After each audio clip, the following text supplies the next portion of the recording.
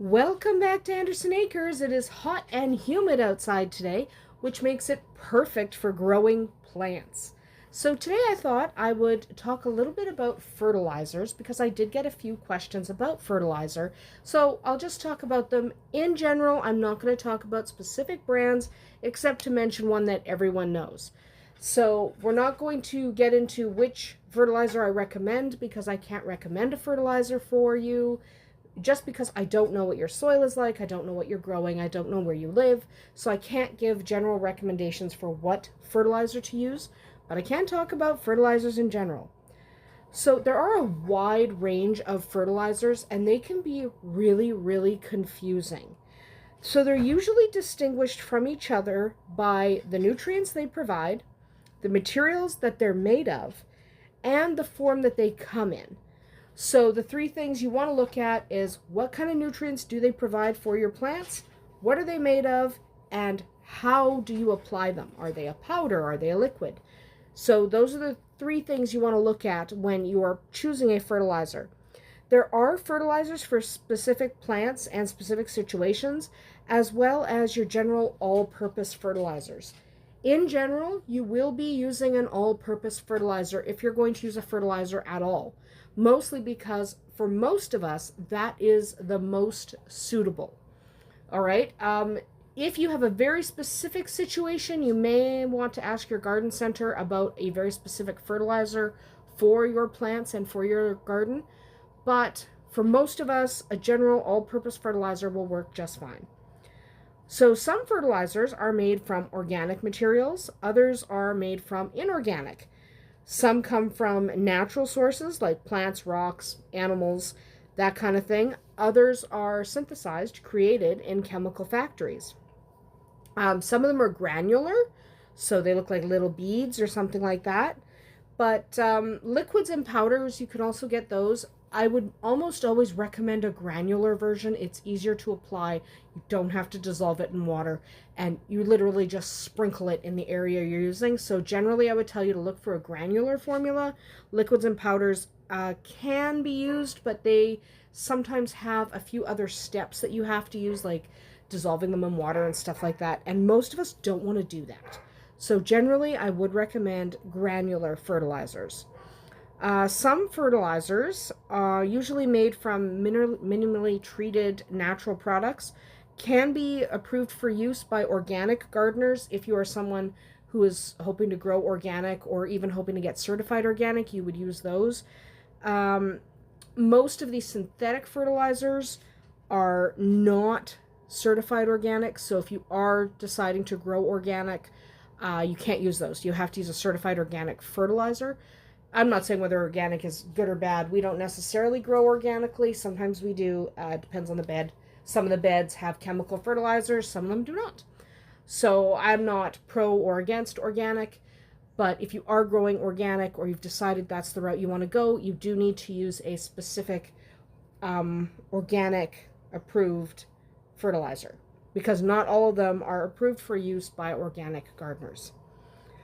All fertilizers provide nutrients in the form of inorganic ions. Organic fertilizers tend to take effect more slowly than synthetic ones, but the organic ones can improve your soil structure, whereas the synthetic ones tend not to. So organic ones tend to be a little bit more robust. They take longer to act. Synthetic are faster, but they don't really help with the structure of the soil. But you use what works best for you. Typically, the three things you are going to look for in a fertilizer, the three compounds, you're going to look for nitrogen, which is usually represented by a big N on the bag. You are going to look for phosphate, which is normally represented by a P. And you're going to look for potassium, which is represented by a K. It's represented by a K because that's what potassium is on the periodic table of elements, okay? That's why it's a K. It's not because they didn't know what letter to use. That's why. So you're going to see N's, P's, and K's in larger amounts than the other nutrients, because there are other nutrients, but those three are the big ones. All right, the micronutrients are a little less important. the nitrogen, phosphate, and potassium are the ones you are going to be looking at primarily. So fertilizers are typically labeled according to the concentrations of nitrogen, phosphate, and potassium. These are the primary nutrients. The ratio of N to P to K is always listed in that order. So you will see like a 10-10-10 or a 10-5-10. It's always nitrogen, phosphate, potassium. That's always the order of the labeling. So it's always N, P, K. All right. So 10-10-10 is pretty common. A 10-10-10 fertilizer will have twice as much of each of those three primary nutrients as the 5-5-5. Okay. When preparing a planting bed for ordinary care, a fertilizer with roughly the same amount of these three nutrients usually fits the bill. So generally you do want to use a 10-10-10 or a 5-5-5, something that's pretty equal. You don't want to go using something that's really off just because you're starting a bed. You're not really lacking anything yet. If you think you might be, test the soil before you fertilize. I recommend soil testing anyway. But in general, you want a balanced fertilizer to get you started. Such fertilizers are usually called balanced fertilizers. They'll usually say balanced right on the bag. If they don't say that, look for the numbers. So look for like a 10-10-10 or a 5-5-5. If a soil test does show you have a nutrient deficiency, you can go to your nursery or your garden center and ask them for a fertilizer that meets those specific needs. So they will have different blends, or they might be able to blend you something. Larger garden centers often can blend in-house, and that can really help. If you are going to get something blended, take the soil test with you. Take the soil test, show them what you're looking for, and they will help you find a fertilizer that will help balance your garden bed, because that is really, really helpful. If you want to avoid a synthetic fertilizer, just ask for organic. Just tell them you would like an organically accepted fertilizer that meets your needs, and they will help you get that as well. Because it is not that difficult to find a fertilizer that meets your needs as long as you know what those needs are. So again, like I said in a previous video, I recommend soil testing so you know exactly what your needs are. And I did mention that I would mention a very common brand of fertilizer, and that's Miracle-Gro.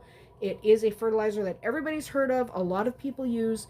We don't necessarily use it here on the farm because we have our compost, but for a lot of people just getting started, they tend to go with Miracle-Gro to start.